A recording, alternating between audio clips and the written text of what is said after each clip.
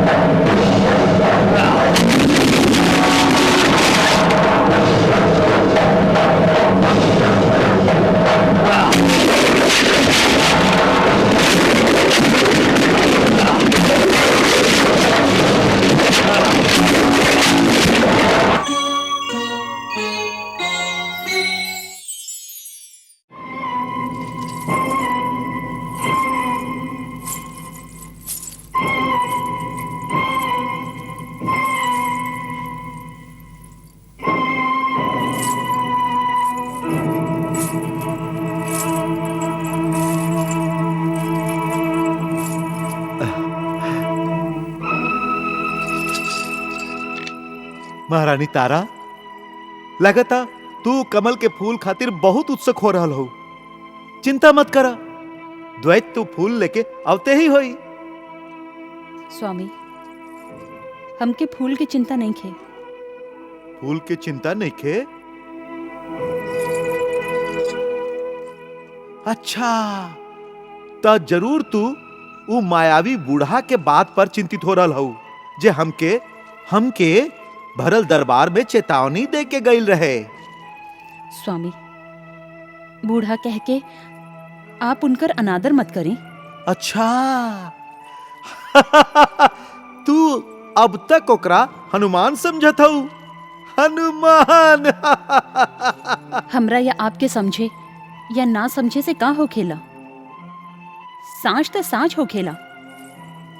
दिन के रात कहे से सूरज अंधेरा में तना छुप जाला, ना रात के दिन कहे से रात में सूरज उगेला। हम मानी या ना मानी, यदि वो हनुमान ह त ह और ना ह त ना ह। क्षमा करी स्वामी।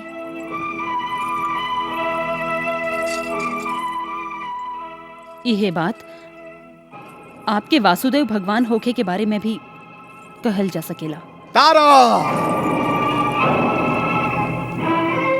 वो पागल बूढ़ा हनुमान होखे या ना होखे, तू कौनो हनुमान से कम नहीं खू।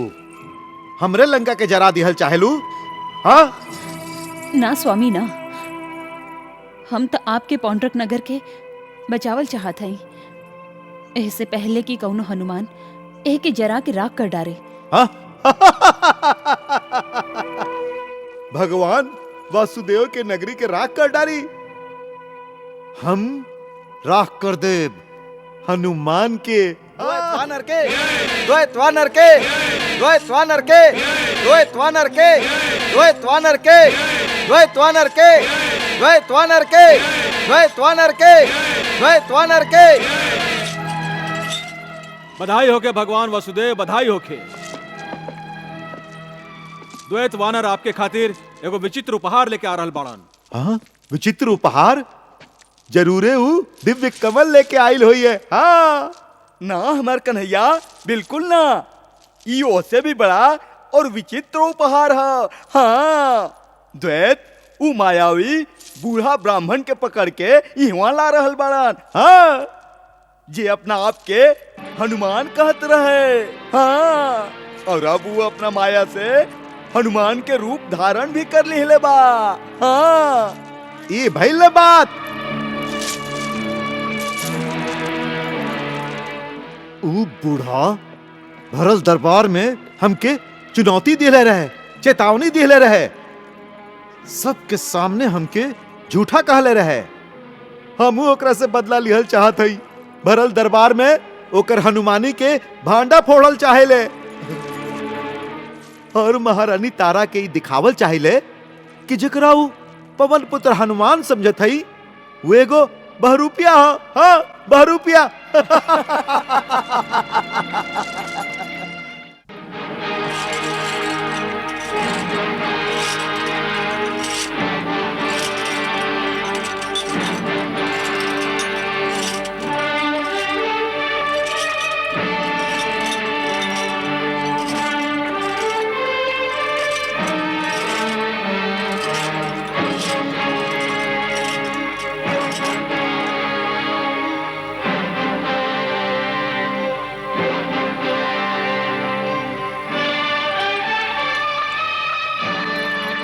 वासुदेव भगवान, हम आपके खातिर संसार के सबसे विचित्र उपहार लेके आयल हैं।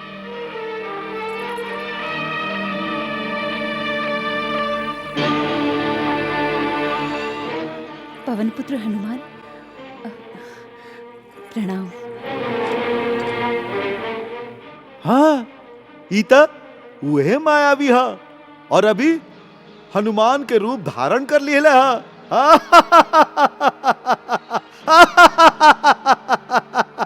वाह द्वैत वाह, हम प्रसन्न भइली।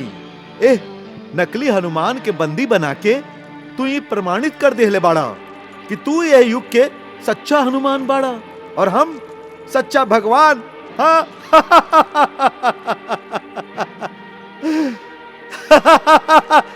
ये नकली हनुमान के बंदी देख के हम प्रसन्न भैली, अति प्रसन्न भैली। पौंड्रक, पौंड्रक तो मूर्ख बड़ा, तू इतना भी ना जानेला कि हनुमान के केहू बंदी ना बना सकेला। हम पवन पुत्र हैं और पवन पुत्र अब पवन के केहू अपन मुट्ठी में बंद ना कर सकेला। बाकी अब तो तू हमार मुट्ठी में आ गइल बाड़ा और अब हम तो के चुटकी में मसल दे, कौनो मच्छर के लेखा। मच्छर के लेखा। ना स्वामी ना, ई त साक्षात हनुमान ही बाड़न। हाँ, यदि ये हनुमान हा तो हम भगवान हैं। हाँ, भगवान हैं तोहार भी और सगरे संसार के भी। कहे साथी लोग? हाँ हाँ हाँ। हाँ हाँ, वासुदेव भगवान पांडरक के, वासुदेव भगवान पांडरक के, वासुदेव भगवान पांडरक के, वासुदेव भगवान पांडरक के, वासुदेव भगवान पांडरक के, वासुदेव भगवान पांडरक के। पौंड्रक, हम तो के चेतावनी दिले रही कि तू धर्म के रास्ता पर आ जा और श्री कृष्ण के भगवान मान ला, बाकी तू हमार बात ना मान ला। हाँ। हम तो के सीधा रास्ता पर आवे के अवसर दिले रही, बाकी तू ओकर लाभ ना उठौला और अब तू दंड के पात्र बन गई बड़ा। दंड?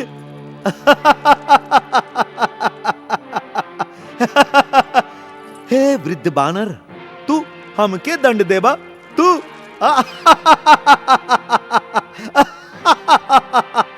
अब देखा हम तो के कैसे दंड देइला।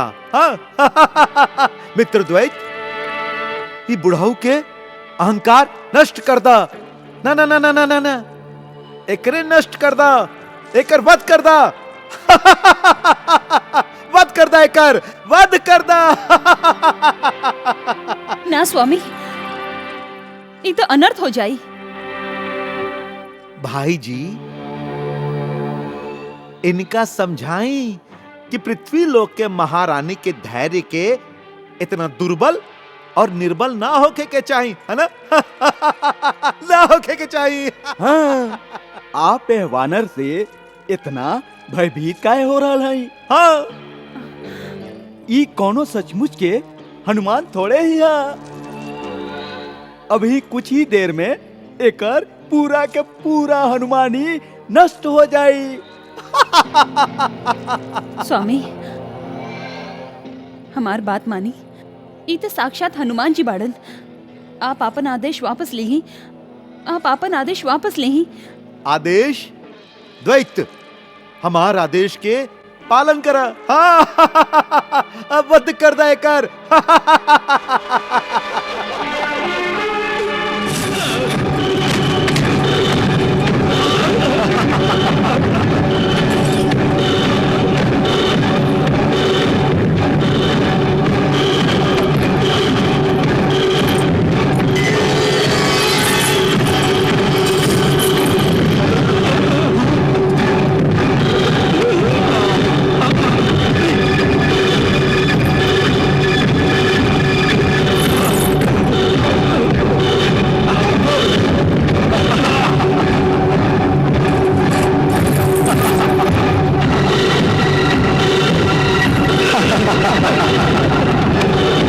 जय श्री राम।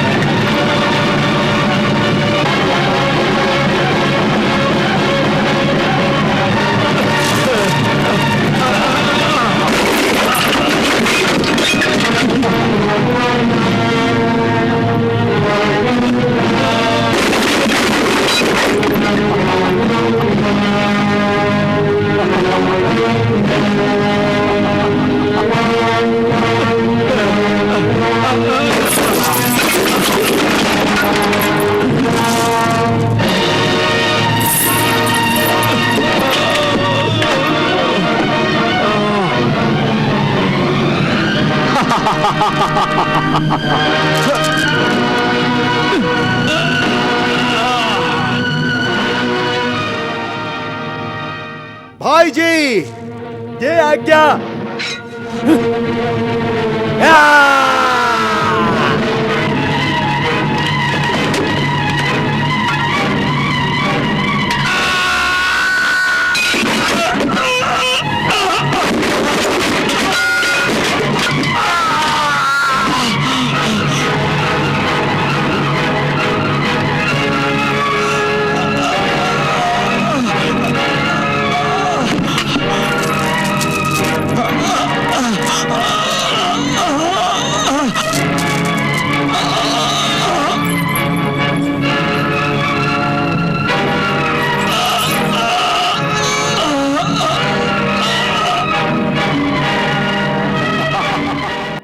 सैनिक लोग खत्म कर दे ये वानर के।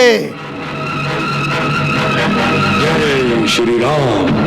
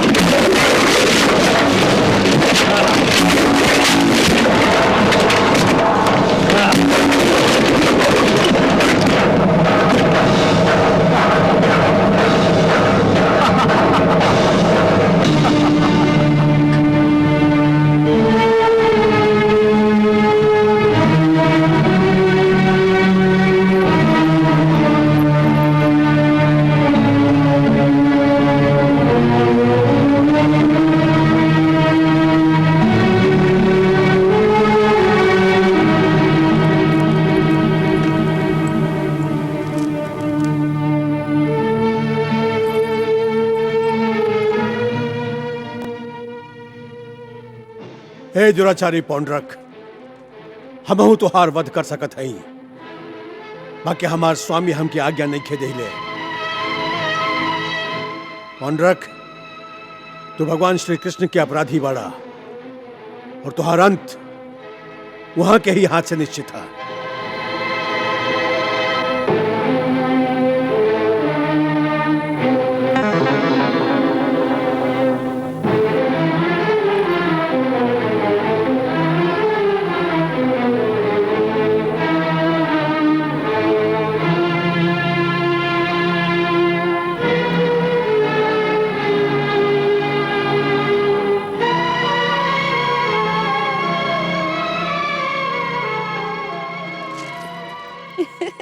प्रभु, अपना आपके वासुदेव कहे वाला पांडरक और ओकर नगरी के हनुमान का दशा कर दिले बाड़न।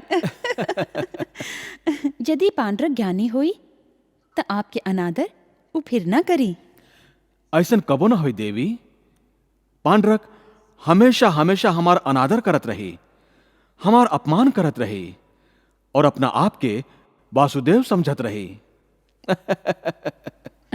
प्रभु, पांडरक के जगह पर यदि केहू दूसर होत तो 2 बार हनुमान से भेंट हो गईला के बाद अपना आप में परिवर्तन ले आवत, आपके शरण में आ जात। देवी, पांडरक हमारा शरण में ही आयल है। पांडरक आपके शरण में? बाकी आपसे प्रतिशोध लेबे के भावना पांडरक के मन में ज्वालामुखी की तरह दहक रहल है। फिर वो आपके शरण में कैसे? देवी, भक्ति एगो ऐसन भावना है जेकर कई गो रूप है। पहले केहू के मन में श्रद्धा जागेला और फिर यह श्रद्धा भक्ति में बदल जाला। यही तरह प्रेम के भावना समर्पण में बदल जाला और जब केहू केकरो महानता के सम्मान करे लागेला तो अंत में यह सम्मान आदर के भावना में बदल जाला। समर्पण, आदर और प्रेम भक्ति के ही अलग अलग रूप है देवी। सबे भक्त एक जैसन भक्ति ना करेलन देवी। केहू समर्पण भक्ति, केहू आदर भक्ति, तो केहू प्रेम भक्ति के द्वारा भक्ति करेला और हमरा तक पहुंचेला। यही तरह पांडरक भी अनजाने में हमार ही भक्ति करेला। पांडरक और आपके भक्ति, ये आप का कह रहा हैं प्रभु? हाँ देवी, अनजाने में पांडरक हमारे भक्ति करेला। बाकी वो तो आपके विरोध करेला, आपके श्री कृष्ण अवतार के नकारेला और स्वयं के वासुदेव भगवान कहे की धृष्टता करेला। आपके बात भी साच है देवी। ऐसे पांडरक के भक्ति के विरोधी भक्ति कहल जाला। हमार अन्य भक्त लोग जैसन पांडरक भी हमार आदर करेला, ओकरा मन में भी समर्पण के भावना है। वो हमार भक्ति में इतना एक रूप हो गई है कि वो अपना आप के कृष्ण समझे लागल है। देवी, अनजाने में वो हमार भक्ति कर रहा है और जानबूझ के हमार विरोध कर रहा है। वाह प्रभु वाह, पांडरक के बारे में एक तरह सोचल आपके विशाल और उदार हृदय के प्रमाण है। ना देवी, ये हमार उदारता नहीं खे। जे कह रहा है वो एगो परम सत्य है। हर व्यक्ति परमात्मा में लीन होके मुक्ति पावे की इच्छा करेला। हर मनुष्य मुक्ति पावे के अलग अलग मार्ग चुनेला। पांडरक मुक्ति प्राप्त करे खातिर हमार विरोध करे के मार्ग चुन ले हा। एकरे के हम विरोधी भक्ति कहिले। बाकी भगवान, आपके विरोध में पांडरक जे पाप कर रहल हा, ओकरा कारण तो वो दंड के पात्र है और आप ओकरा मुक्ति देवे के बात कर रहल हैं। देवी, जे तरह पांडरक से पहले कंस मामा और शिशुपाल भी विरोधी भक्ति के मार्ग अपनोले रहन और हमार दंड के द्वारा मुक्ति प्राप्त कैले रहन, वही तरह हमार दंड हिता पांडरक के पाप के चक्रव्यूह से निकाली और ओकरा के मुक्ति देई।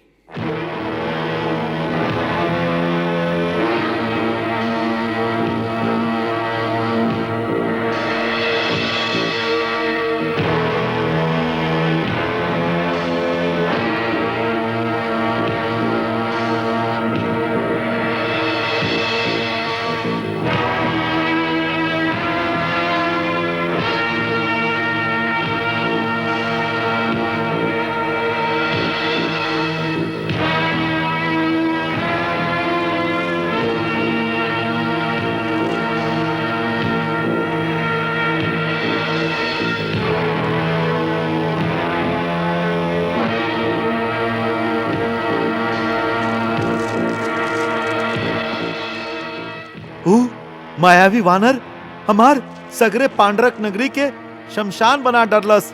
हाँ, शमशान शमशान। पाखंडी हमरो दुर्गति कर देलस। अंग अंग में पीड़ा उठ रहा। ओकर भाग्य अच्छा रहे कि हमरा पास हल ना रहे, ना तो ओकर हड्डी भी प्रार्थना करे लागी। वासुदेव, ये सब ठीक ना भइल। आप चारों दिशा में आपन धाक जमा दिले रही, ओकरा के खाली एक वानर कुछ ही क्षण में ध्वस्त कर देलस। हाँ काशीराज, धूर्त हमार मान सम्मान और प्रतिष्ठा के पांडरक नगरी के गली में नीलाम कर दिलस। हमार प्रजा और हमार श्रद्धालु सभे के सामने वो हमार अपमान कैलस। हम ए अपमान के बदला जरूर लेब। हाँ काशीराज, हम ए अपमान के बदला जरूर लेब, जरूर लेब। अब बस भी करी स्वामी। इतना विनाश हो गईला के बाद भी आप अपन झूठा मान अभिमान के छोड़ न रहल हैं, जान के भी अनजान बन रहल हैं। महारानी तारा, चिल्लाई मत। हम आपके पत्नी हैं, आपके अर्धांगिनी हैं, और एको आदर्श पत्नी होके के नाते हमारी कर्तव्य है कि आपके विनाश के ओरी पैर रखे से रोकी, आपके सत्य असत्य, धर्म अधर्म के ज्ञान कराई। अच्छा, तो अब भगवान के भी सत्य असत्य, धर्म अधर्म के ज्ञान सीखे के पड़ी, वो भी तोहरा जैसन निर्बल स्त्री से। हाँ? शांत हो जाए वासुदेव, शांत। महारानी, आप बेकार में आतंकित होके वासुदेव के चिंतित और क्रोधित कर रहल हैं। ना भाई जी, हम महाराज के क्रोधित ना कर रहल हैं, बल्कि ई समझावे की कोशिश कर रहल हैं कि जे पांडरक नगरी के हम सभे के आंख के सामने ध्वस्त कर दिहलन, वो कौनो मायावी वानर ना, वो साक्षात हनुमान रहन। ना तारा ना, वो कौनो हनुमान अनुमान नहीं खे, वो ग्वाला कृष्ण के माया हा। हाँ, माया हा। हाँ महारानी, वासुदेव कृष्ण के पास दूत भेज के ओकरा के चुनौती दिले रहन। यही से वो अपन माया से हम लोग के भ्रमित करे के कोशिश कर रहा हा। हाँ, काशीराज ठीके कह रहल बाड़न। ऊ कोनो हनुमान ना रहे,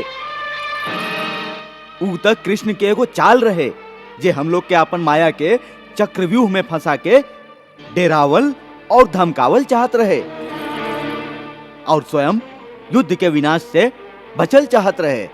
हाँ, बाकी अब हम ओकर कौनो भी चाल सफल ना होके देब, ओकर माया के नष्ट कर देब, ओकर राज्य के विनाश कर देब, ओकरा ऐसन दंड देब कि तीनों लोग हिल जाई। हाँ, तीनों लोग हिल जाई। हाँ।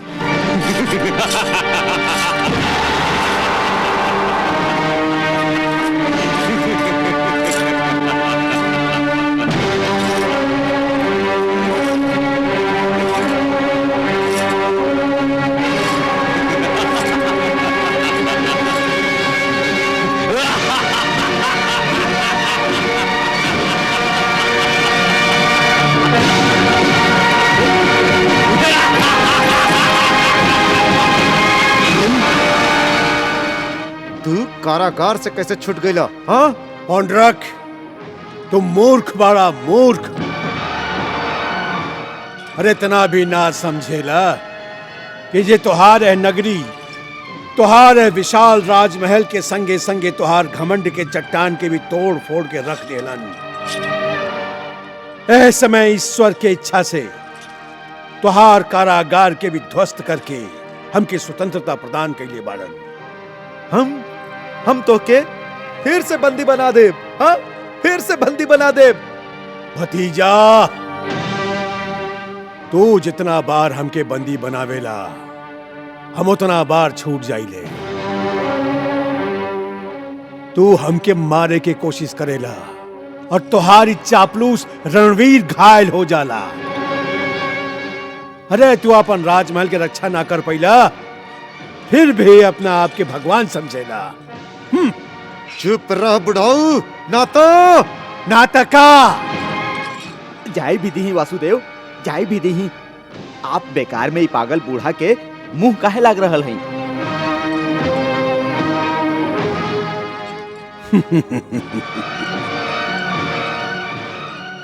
बेटा रणवीर, लगातार तुहार कुछ अकल ठिकाने आ गई है।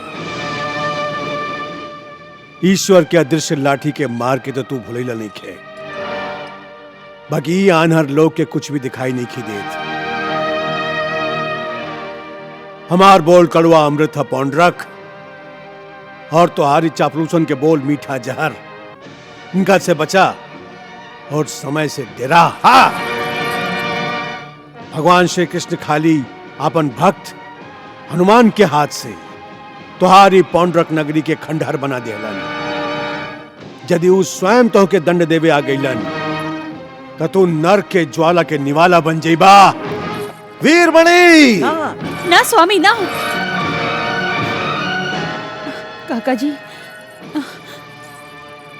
आप इहाँ बेकारे चलाइल हैं। चली